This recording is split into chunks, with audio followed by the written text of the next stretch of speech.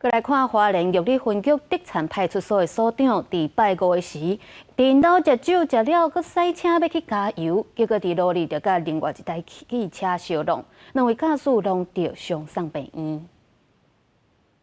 本分局员警于昨日晚间21时，在台东池上住家饮用水果酒后，驾驶自小客车外出加油，